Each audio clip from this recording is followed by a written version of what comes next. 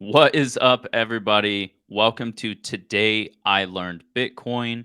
This show, we deep dive into learning Bitcoin topics. That's right, we're bringing you down the rabbit hole with us. Looking for a way to learn more about Bitcoin, teach others, and document our journey along the way. So today we have my amazing co host, Jason. Bring him up here. Say what up, Jason. What's up, guys? How are y'all doing, Alec? Great to see you, man. Awesome. Very excited. This is our first episode. So we're just kind of figuring this thing out. So bear with us, but we've got a pretty awesome topic, some things to cover today. Hopefully, we're going to learn something. Right, Jason? We hope so. Awesome. Well, Jason, why don't you start by telling us a little bit about, your journey? How'd you get into Bitcoin in the first place? Um, yeah, let's just start there. Yeah, 100%, man. Well, obviously, I owe some of that credit to yourself, but I would say, within the last few years, I've been getting kind of more and more into the crypto scene. I know we shouldn't use that word, but I'll give some context here. Um, yeah, I mean, up until very recently, I was kind of just, like most the way most millennials, I feel like get into this. Crypto's kind of the new hot topic, trying to find that coin that's going to 10x, 100x, and there's a lot of shit out there, right? So I We had all some want to get money in, rich. yeah, we all want to get rich. So I had some money in Bitcoin, I had some in Ethereum, I had some, this one I'm really ashamed of. I had some in crypto.com coin for a while. Uh, there's nothing left. It's all gone. But you get my point, right? It was kind of just a lot of trading, sometimes even day trading, just kind of just throwing shit at the wall, seeing what sticks, right? And then I started talking to yourself, Alec, probably almost about a year ago, and you're an old friend of mine, but we hadn't seen each other in a while, and you'd become very passionate about Bitcoin specifically. And I remember during that conversation, I was like, "Oh yeah, man, I'm into crypto too." And you had the fire in your eyes when I said that. And you're like, "I said Bitcoin, not crypto." so so that's kind of what spurred this, and we kept it pretty high level. But you were explaining some things to me about some of the key differentiators of Bitcoin versus the hundreds and thousands of other coins out there, and that's really where it all started for me and became something like a deeper layer than just how can I throw my money into some shit and hope to make more money, but kind of get to the root cause of why do some of these things exist. So that's what got me going on it. Yeah, man. Awesome. Well, let's clear the air. Nobody should be ashamed if you're into crypto. That's probably how 99% of people get into Bitcoin in the first place. You know, 100%. you start trading, you're trying, you're after the gains just like everyone else. But you burn your hand on the stove. You got to learn your lesson. It's often referred to, paying your price of tuition. Um, Tons of different sayings out there for it, but I would say that's super common. I came from the same place, uh, went into crypto, learned about Bitcoin, and never looked back, fell down the rabbit hole. And that's exactly why we're here, uh, to learn more about Bitcoin. That's such a broad topic. There's so much to learn. And it makes sense why, the average person doesn't quite get it at this point, and are very attracted to all the, shitcoins out there. Uh, Everybody loves the hype and the buzzwords and the marketing schemes, right? Bitcoin doesn't have any of that. It takes work to truly, understand. So I'm just glad you took my words. You went after, you started your own journey to learn about Bitcoin, and it's awesome that we're here today to talk about it more and learn about it more. So I know you had, a couple things on the top of your mind.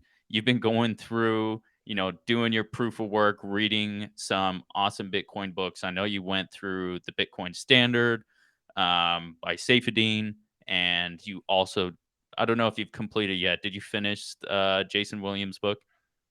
No, I'm right in the middle of it right now, and I'm loving it so far. I've also just finished the bullish case for Bitcoin, a gift from yourself, and that was a really good read as well. So yeah, there's a lot of great information out there. I'm trying to absorb as much as I can. I could probably, up that a little bit, but I think the biggest shift for me and the biggest thing, the top of my mind right now, is I went from this mentality of like, how can I grow my USD by investing in whatever is going to go up overnight the fastest, right?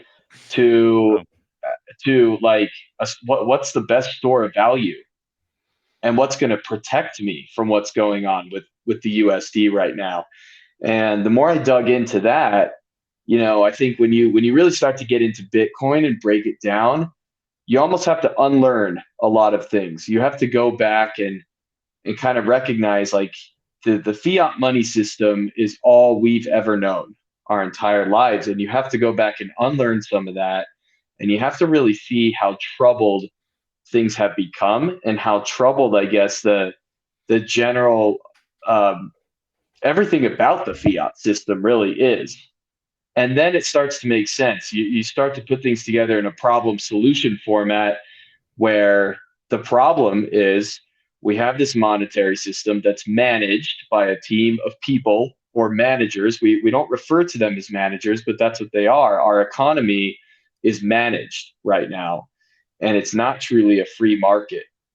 And we don't have a sound hard money that's scarce, that has a finite supply. We have something that can be very easily tampered with, very easily manipulated, and just inflated. And I think you'll hear that word a lot in the coming minutes and the coming episodes. But you hear it a lot already, right? And that's what this is all about: is how to protect against the kind of unprecedented inflation that we're seeing today. And honestly, we have it very mild here in the U.S. It's it's tearing countries apart elsewhere. So yeah, man. It's pretty crazy. Like, if you think back, the American Revolution was started over what, like a 2 or 3% tax.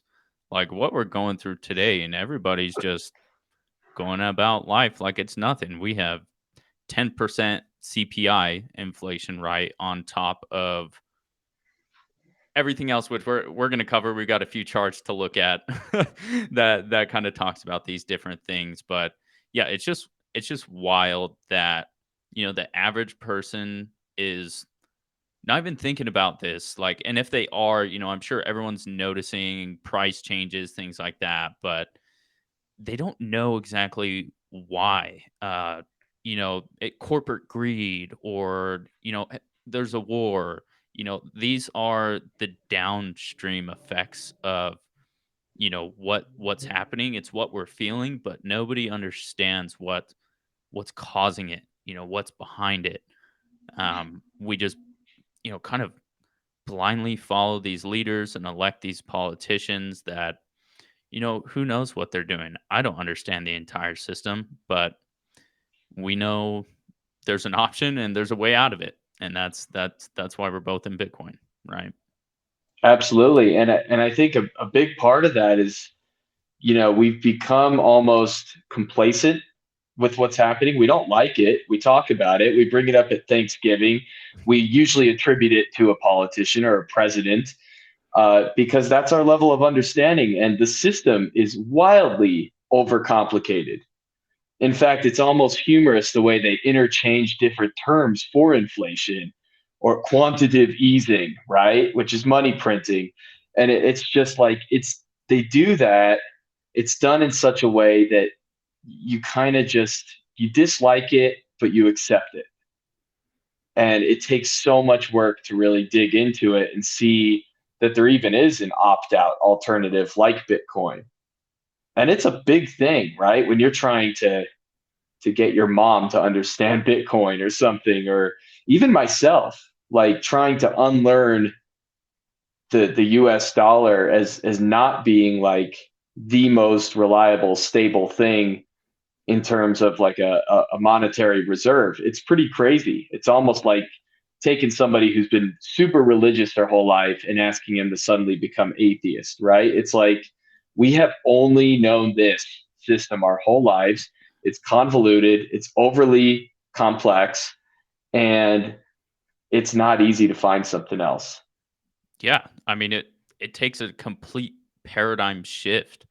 Like you mentioned, it's like, trying to get someone off their religion. Literally, like nobody even understands what money is. They think a US dollar, that's money. It's a currency, it's a version of money, a very centralized, controlled thing that we, use as money, but they don't understand the basis of what money is, what it can be, different versions of it, why one is better than another, right? There's how many countries in the world, how many different currencies, they're all money, but nobody actually understands what that really means. So I think I mean to me that's one of the most important first steps uh, to to understanding Bitcoin or really the world we live in today. Like money is something every single person on the planet uses every single day, and they know nothing about it. That's the craziest thing to me. It's wild. I think, yeah. And when you really zoom out, Alec, like people don't know what money's been. If you look back 1,000 years of human existence, this kind of, we'll call it paper money, but it's not really paper anymore. It's fiat money, has taken up such a small percentage of what currency and money has been over the last X number of centuries, right? I mean, we've had stones, seashells, cattle, and then we had gold. And we had gold for a very long time. And gold was the closest thing that we as humans ever had as a sound money. And we had that because of its properties. It's scarce. You can't just wake up one day and say, oh, I'm going to go add a whole bunch of gold to the supply because we need to bail out some banks or some businesses need help. Or we had a COVID-19 pandemic and we want to send a bunch of gold out to assist, whomever. You can't do that because gold is really goddamn hard to go get more of. And that's where it gets its value from. And you juxtapose that against like the US dollar, which originally was pegged to gold for a long time until 1971 when Nixon undid that.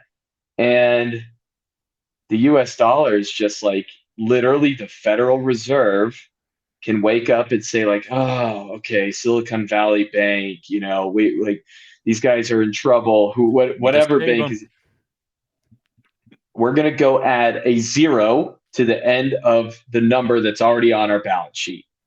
And it's not even printing money. It's not even physically making paper anymore. It's just going into the computer and adding a zero at the end of the number that's already there. And that money gets loaned out to banks, right? And I think kind of a cool and maybe oversimplified way to think of this is like you're in the desert, everybody's like super thirsty and just like desperately needing some water. And then there's a big fountain, right? And the people close to the fountain are going to drink the most water. The people at the end of that line, they might get a droplet or two at the bottom, and that's us, right? The Federal Reserve is the fountain. The central banks are right there next in line. They're getting loaned all of that newly printed money first. They're taking that money and they're loaning it out to companies. And a lot of these companies are literally taking that and going and buying up their own stock to drive the stock prices up, which gets them wealthy. And that's how you often hear like, oh, the rich get rich and the poor stay poor. But like, I mean, guys, like that's again, I'm oversimplifying just a bit, but that's what's going on. I mean, it just seems those closest to the money printer receive the money, right? We've always had a trickle down economy. Um, it's the cantillionaire effect. Um, COVID was a great example of that when they started doing the PPP loans and stimulus checks, right? Like so much money flowed into businesses, probably ones that some didn't need it, or, just ones that probably would have failed anyway, but was propped up for, more time simply because they were injected with cash. Um, yeah, man, it's crazy. I can't even straighten out all my thoughts on that, but So it's a lot. It's a lot. And like, I think what it boils down to is, say Alec, for example, you got $5,000 in your checking account right now, and say that the Fed goes and injects $3 trillion into the economy. Okay. Your small pile of $5,000 just became exponentially smaller. It's devalued. It is worth less. That's what inflation is, right? We think about inflation, we think about gas prices, we think about that loaf of bread that you used to get for $1.99 at the store, and now it's $3.49. And yeah, those things are true. They're right in front of us, but that's not the large scale piece of what's really happening. Inflation is injecting money out of thin air. It is creating it out of thin air. It's injecting it into the economy, and it's injecting it oftentimes into large central banks and the stock market. And then a little bit to you, right? That's your $1,000 stimmy that you got in COVID. We love it. We love it, right? A little bit goes to you, but it's not enough to offset the debasement that's happening with the currency. Not even yeah. close.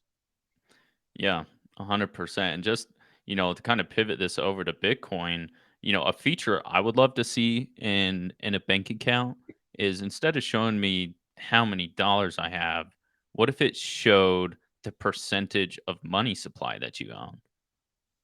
I'm sure everyone would understand and realize inflation at that point. It's not just that bread went from $1.50 to 2.50 or $3, right? You would physically see your purchasing power decreasing live in real time. Yeah, But they would never do that, 100%. right? And looking at Bitcoin with its set supply at 21 million, if I look at my Bitcoin balance, I know exactly the percentage of the money supply, and that will never change. No, it can't. It can't. So I mean, that's the defining property of Bitcoin. To kind of tie together, some of the things we talked about in the intro of investing. I mean, there are now thousands of coins out there, right? Thousands of shit coins out there. These shit coins are kind of a rebranding of the fiat system in a lot of ways, in that they are minted out of thin air or burned, but they're managed. They're managed by a company or a team of people. And that's not truly something that's decentralized, right? And Bitcoin is truly the only decentralized cryptocurrency out there, in that no human being, no matter how strongly they wanted to, even its creator, Satoshi Nakamoto, could go change that. It's set. There will never be more than 21 million. You will never produce a block more frequently than 10 million, or excuse me, 10 minutes, every 10 minutes. And like every 4 years, that block reward, that subsidy gets cut in half. And like those are the core fundamentals that just they can't be negotiated. They can't be changed. They can't be manipulated or altered. And that's why Bitcoin, I mean, it's a better version of gold. It improves on gold, because even with gold, although we anticipate that most of it's above ground right now, we still don't know the supply. It's still unknown. With I'm pretty Bitcoin, sure we there know was the a supply. survey that just found a ton of gold in Ghana, I think was the country in Africa. So we know there's still a lot. There's still a lot in the ground. There's still some out there. Yeah. Yeah, man. Well, let's jump in. You brought a few charts to cover today, so let's get started on these if that's okay with you. Yeah, absolutely, man. Pull them up.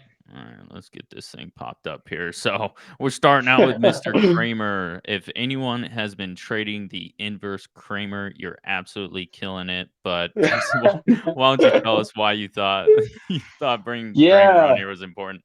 Yeah. So I'm reading the book right now we talked about earlier. It's by Jason Williams. It's I think it's called Bitcoin Hard Money You Can't Fuck With, which is I love it. Good book. Um, but this is a snippet from that book, actually, and it's a powerful image. It does cut off at the bottom, but you see here it says the Dow's best week since 1938. This was sometime in 2020. it was shortly after March when everything like just totally tanked, right? And like there was so much panic and unknown, especially among Wall Street. And uh, I think within a few months' time, $3.3 trillion were injected into the economy, right? And again, some of that went to your stimmy check, very small amount, but most of it went to the stock market, right? And that brought forth this report that the Dow is having the best week it's had since 1938. Now, I want to draw some attention there to the bottom headline that actually cuts off. But if you look closely, you can see maybe the tops of those letters. It says more than 16 million Americans lose their jobs in 3 weeks. Let that sink in for a minute, right? So you got on top the Dow, the stock market is just crushing it, right? It's having its best week in nearly 100 years, in about 80 years. Jason, it's And almost then like the economy does better when people are losing their jobs. How does that work? that must be the hack. That must be it. Like that's exactly what the Fed's trying to do right now, right? Raising interest rates. They're looking for unemployment to rise to basically gauge that the economy and inflation the economy is doing better and inflation is coming down. Like people have to lose their jobs. How is that a proper system? Why is that a system that we're using? That sounds horrible. Absolutely, man. So that's why this image was something that I just needed to get out in this episode. It's like I remember kind of going through the pages of this book and seeing that, and it took me back to that time, in the early stages of COVID, which was long before I went down like, the orange pill rabbit hole and was super into Bitcoin. And, everything was so chaotic. You kind of just took the news at face value. But um, yeah, pretty crazy thing to see there. Yeah, super wild. This next one I believe is covering, so for those that don't see that, your $1 is still $1. This this chart will probably be a bit shocking for you. This is the buying power of $1 over time. Let me move this over so you can kind of see the dates here. So tell us your thoughts on this, man. Yeah, so I mean, this graph here on the x-axis, right? We see it spanning from 2008 over to 2020, and on the y-axis there, it starts at a dollar. Dollar's worth a dollar in 2008, and 2020 it's worth 80 cents. So I mean, again, stop and let that think in. Think about what's sitting in your retirement account, right? Your 401k or your IRA account. Well, one, those accounts are probably down. They're probably looking not super attractive right now. I know mine's not. So it's Same. down it's down anyways. But the actual dollars themselves are down 20% over just a little over, well, now a decade and a half. And I'm sure that number has since decreased because we don't see a whole lot of volatility here. We see a gradual, actually, I wouldn't even call it gradual. We see a steep downward slope, right? There's no up and down. And so it's really interesting to see when we think about retirement and Alec, yourself and I, we're millennials, right? Uh, it's like we see that our retirement accounts might be up 7% on the year, for example. They're not, by the way. but but say that they are, right?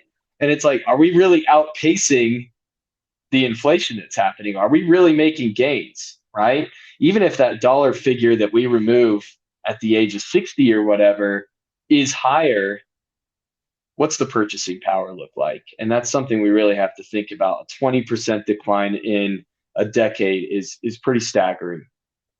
Yeah. I mean, it's great if, your portfolio goes up 10%, but we're experiencing 10% inflation. So that gain is essentially a wash, It's a right? Like wash. you're buying the same stuff with a larger amount of money. And Right, that's the whole problem. right, exactly. And if you pop it over to the next slide here, and we can kind of tie these two things together, this is really like a zoomed out I mean, it begins roughly at Bitcoin's inception, a little after Bitcoin's inception. And Bitcoin, for those of you who don't know, was born out of the 2008 financial crisis. Um, in fact, the very first block mine kind of refers to a news headline that references the 2008 crisis, which is kind of cool. Uh, when you talk to when you talk to people about Bitcoin, the word volatility comes up all the time, right? We've seen it as high as 70,000. We've seen it go from 70,000 down to, I mean, where was it just back in November 22 after the whole FTX debacle went down as low as like high 15,000s, right? But if we zoom Yeah. out and we look over virtually the same time period, here we're going in an even smaller time period, but 2010 to 2020. I mean, this tells the story, right? So, and it's kind of funny, Alec. I was telling you the story just the other day. It was Thanksgiving. I was together with some family, and one of the family members I was talking to said, like, "Oh, Bitcoin's dead." And at the time, its price was 16,800, and I just had to laugh at that. Dead in reference to what? In reference to the fact that at one point it was 70,000. Because if you look back to 2017, when Bitcoin shot past 10,000 for the first time, and it approached that 16.8 level or 17,000, and eventually it almost touched 20,000 before kind of crashing back down a little more. But when it hit that 17,000 level, nobody was thinking Bitcoin was dead. People were scared of what it was becoming, right? It was so powerful. And I think the term for that is like path dependence, right? We like to look at where it's been compared to where it is now. And if that happens to be that it was somewhere higher somewhat recently, we know in 2021 it hit almost $70,000. We know that in late 2022 it fell to $16,000, roughly at a low. It's all about perspective, right? But if you zoom out, this is attractive. This is attractive to anybody, right? Yeah, I I mean, mean, it like, if you have a short time horizon, Bitcoin's probably not for you. You know, that's why, we're talking about people trading, gambling, and shit coins. Like that's low time horizon thinking. You're looking at trying to make gains instantly. 1 year the price is 70,000, the next year, it touched 16, 15, whatever it was. But if you look at it now, even, I'm sure you, like myself, we're texting each other all the time buying dips. yeah. If you bought from the all-time high at, 69,000 up to today, if you did a dollar cost average every single day, like, you're in the green. You know, I Mm-hmm. I know I got into Bitcoin when the price was, 30 to 50,000, but, you know, I know what Bitcoin will turn into. Like, look at a 10-year time horizon. We're saving money for the future here. We're not trying to get rich today or tomorrow, right? I I just want to be able to save money and not have it decrease in value, right? It's pretty simple. Like, that's Yeah. all Bitcoin is to me, is I want to put my money somewhere where it doesn't melt. Yeah. It's And I like that word melting, right? You think of like if you have a savings account right now with $50,000 in it, it is an ice cube. It's a $50,000 ice cube that's melting. That's what it is. It's not gaining. You know that. So I think, Alec, to your point, like that's where the shift of mind happened for me. Okay. If you talk to me in 2021, I was pissed at hell when it dropped from 70,000 to 30,000 after Elon fired off some tweets and some other things happened, right? And I lost faith because I didn't have a deeper understanding of it. And I sure as hell was not looking at it as a store of value. I was a trader. And if you're a trader and you have that low time horizon and you're just trying to make quick gains, you're gonna get really happy some days with Bitcoin and other days um, you're gonna feel differently, very differently. But again, you zoom out and you look at one decade. And by the way, among that decade, what has Bitcoin overcome? China ban, right? Where like most Bitcoin was being produced. That was huge. Like it is repeatedly in the face of great adversity, come out on top. And the price today is just below $30,000. Guess what? We're 6 months past where it was $16,000. And that family member I was talking about made that comment. It's now double that. And every day I want to text him, but Bitcoin's I so try. dead, bro. Yeah. Now, I think over the long term, you go back to that. It's like you look at what that 2010 price was. Nobody was taking it seriously. It was internet play money. You have companies now like MicroStrategy going full Bitcoin. Like, wow. You have Jack Dorsey and Square, committing 1% of their balance sheet to it, which their balance sheet is huge. So that's a massive Bitcoin purchase. Like, I mean, these actions that you see happening out in the real world, like these speak for themselves. And I do believe that we're headed towards a path now where this is going to become a global reserve currency, and you're not just going to see like corporate investment, you're going to see state investment, and that type of thing's happening already when you look at like El Salvador, right? Yeah, there was just a new one. The Kingdom of Bhutan. They were secretly stacking Bitcoin and building out mining infrastructure for since before 2017, I think it was. Like absolutely crazy. They kept it silent because if you look at El Salvador, like they were getting bashed by everybody, the news, the IMF, like Michael Saylor has. By the way, are we going to let him buy all the Bitcoin? They have 140,000 Bitcoin, guys. You need to go stack some sats right now if you Yeah, don't have any, because when companies come in, countries come in, there's not going to be much Bitcoin left. That price is going to be pretty high to get your hands on one. So, I mean, yeah, the development going on today is incredible. Bitcoin dying has been a story since its inception. There's probably over 800, headlines calling Bitcoin dead at this point. You know, multiple different attacks recently, New York Times, articles about Bitcoin mining, the, energy, fear, uncertainty, doubt. Every one of these attacks just seems to make Bitcoin stronger.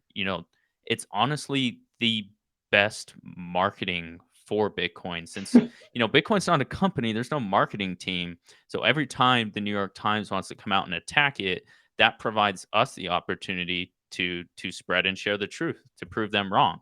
And I think that's what brings more people to Bitcoin, increases everyone's understanding of Bitcoin because obviously we want to look at, are what is what they're saying true?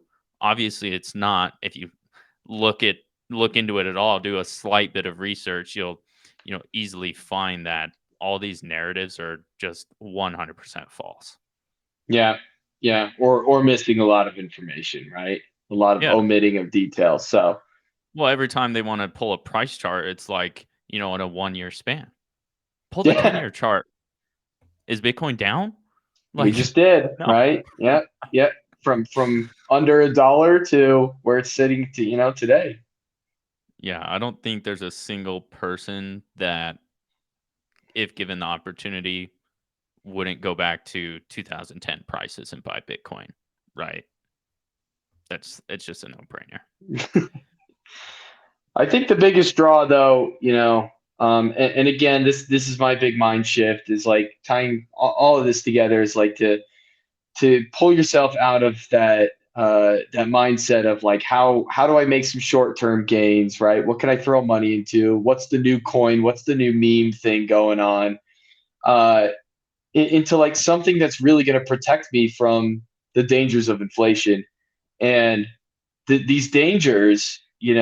Not to get all doom and gloom here, but like we are truly coming into like some unprecedented stuff, right? What we're seeing today is a result of what happened in 2020.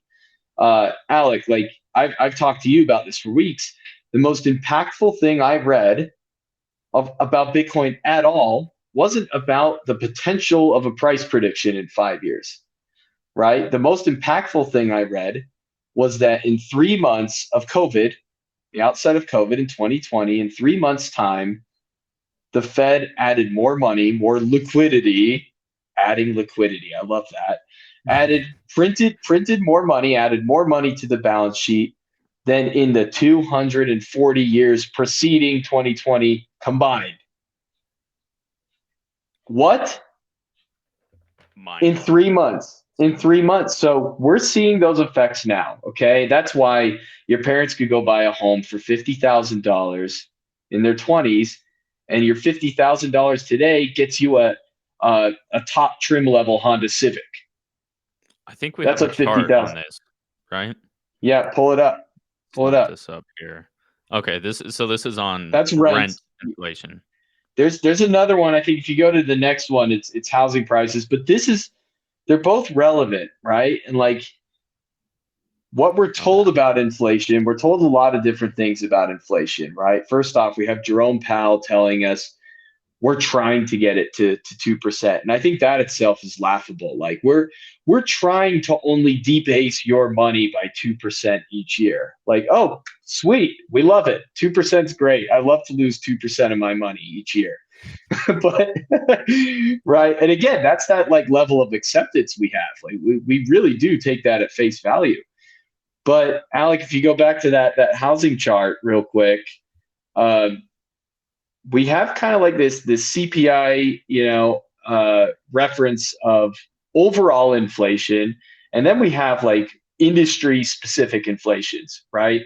And you see here like the consumer price goods index, like this is like your grocery purchases and things like that, right? We see the purchasing power has indeed dropped here 35% since, ranging from 2000 to 2020. But look at the housing, 53%, right? And if you go to that previous one, that showcases the same kind of thing with rent, right? This is the rate at which rent prices are inflating versus overall inflation. Well, what do you think the news is talking about? Probably the more gradual slope, right? The CPI, It like makes the me wonder, inflation. like Yeah. what's in that basket of goods for CPI? Like what the heck is in there that they're only seeing 10%? If we have everybody needs to live somewhere. Like everyone's paying rent or buys a house, Mhm. right? Is that included in that basket? CPI is just one of those metrics that, can just be, mess with so much. Like what they're picking and choosing what falls into that basket of goods. Are They they are. leaving out like the most important things like a house? Like that's crazy. I mean, I think they're putting the most mild categories in there. So as much as it sucks to go to the grocery store and see my favorite brand of salsa that was, $3 a couple years ago, now it's 5.50, and it's like shit, man. I'm not going to spend 5.50 on a jar of salsa. you know, this is truly painful. This is what I feel every month. Rent costs, right? Like if you're a millennial and you don't own a home right now, good luck. Yeah. I mean, I feel fortunate I was able to, purchase a home myself because I don't I couldn't see myself doing it today, and that was just a few years ago, right? So, just like you mentioned from 2020, like we're just starting to feel these effects, and it's insane. What is it going to be like in the next few years?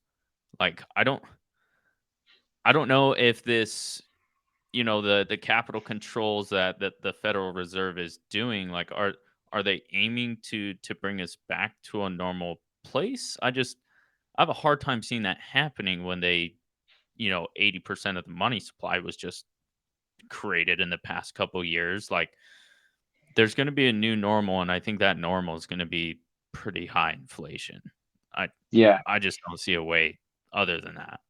Yeah, I mean, when you talk about bringing us back to a normal place, like I don't think there is a going back at this point, right? Like we've done so much damage, and it really began in 2008 for the first time. But man, 2020 was a different beast entirely, and it hasn't really stopped since that time. I think it slowed for a while, and I think like it's very much ramping up now in the wake of, you know, it's slipping my mind right now, but who did JP Morgan just acquire? They just bought out another bank, First Republic. right? That's it. Yeah. Yeah. So you have all this weird shit happening with banks and interest rates and stuff. And I think when you really just again just zoom out and try to keep it as simple as possible, because this is not designed to be simple. It is purposefully super complex. And even as I'm trying to describe it, there's a lot I don't understand about it, right? But um, again, we think about like who's creating the money. It's the Federal Reserve. It's the world central banks that are getting the money first. Then they're lending it out to corporate banks, and the corporate banks are creating massive credit bubbles with that, lending it to companies that may or may not be able to pay it back, right? And then on Yeah. top of that, you factor in fractional reserve banking and the fact that banks are only required to hold 10% of your money that you're putting in and that the companies are putting in, and they're going and buying these long-term treasury bonds. And it's like, oh my God, dude, it's just an absolute shit show, right? It's so convoluted. There's nothing to return back to. There isn't. Fractional reserve banking is just one of those topics that makes no sense. Like that's a requirement. There are uh Caitlin Long is trying to open up a bank called Custodia, that's 100% backed, and they're getting Yeah. denied. Like that's Yeah. not allowed. They're not allowed to actually hold your money. They need to take it. They need to loan it out. They need to try to make a profit. They need to buy U.S. Treasuries. They need to buy failing banks. Like it's absolutely insane. And like to round this out and bring us back to Bitcoin, like you don't have to play in the system anymore. We we have a way out. You have another option, and that's one of the most amazing things about it. So if you don't understand today's system, like it's not even worth spending the time to learn it, in my opinion. Start learning about Bitcoin. You're going to pick up and understand the previous system from that point of view, but you know, starting the journey into Bitcoin is changed just about everything, in my life, to the way I think, to the way I do spend my money, to the way I work, the way I'm spending my time. It makes you think about what's truly valuable in life, right? Um, you're not always just chasing gains, things like that. You're thinking, where can I put my time? Where can I create value? And every time you do spend, is that value worth it? Is it going to something that is going to enrich your life? And that's just one of the biggest things with the system we have right now is just so much money flows to things that just nobody needs.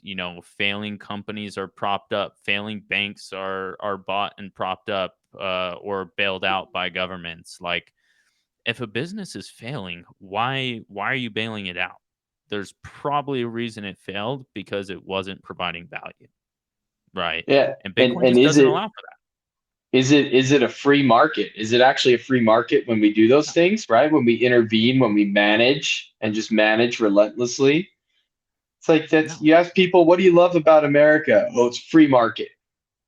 Not really though, right? There's a no. lot that's being controlled and managed, and failures that should happen in the ecosystem are being prevented. And that's kind of the painful thing. We don't want to talk about, like, well, when COVID happened, some of those businesses should have failed in a truly free market, and some of them should have and would have, in my opinion, adapted and survived, right, without being propped up. So anyways, yeah, there's a lot there, Alec. And again, man, thank you for sending me down the rabbit hole. And I think just to come back to a few key things, guys, like for me, coming into Bitcoin, and I think the way a lot of people feel, especially if you go try to have a conversation with your parents about this, it's like, I don't understand blockchain. I don't know how it works. I don't get the technology. It's okay. It's okay. Like you learn those things as you go. I'm learning those things as I go. I text Alec once or twice a day, bugging him with questions about the technical aspects of it. And in future episodes, we're going to actually document our own learning processes. We're going to bring some people on and like kind of show you how we learn these things in real time. But you don't have to start with knowing all the technical aspects and then warm up to the idea of a sound, hard money. You start with the idea of adopting the idea of a sound, hard money with a fixed finite supply, with a fixed a schedule of release, I guess, if you will, right? Like none of this can be tampered with. It's fully decentralized. The network enforces it, the network protects it. And again, these are things we will go into later because I'm bordering on the technical aspects. But in short, there's no team of people, there's no singular person, there's no super powerful politician, there's nobody on planet Earth who can alter the supply of Bitcoin. It is the hardest money in existence, and that's all you need to know. And thus, we solve inflation, right? Beautifully put. Love it, man. Well, we've been chatting about 45 minutes today. I think it's probably about time to wrap it up. You have any other final thoughts before we jump off? Honestly, I would say, you know, go read that book. Go read Bitcoin Hard Money You Can't Fuck With. It's a super great entry level book. It's not going to get too into the weeds. It's not going to sit and like throw a bunch of blockchain terms at you. It's really going to present things in just this high level problem solution format, kind of like this discussion has been really.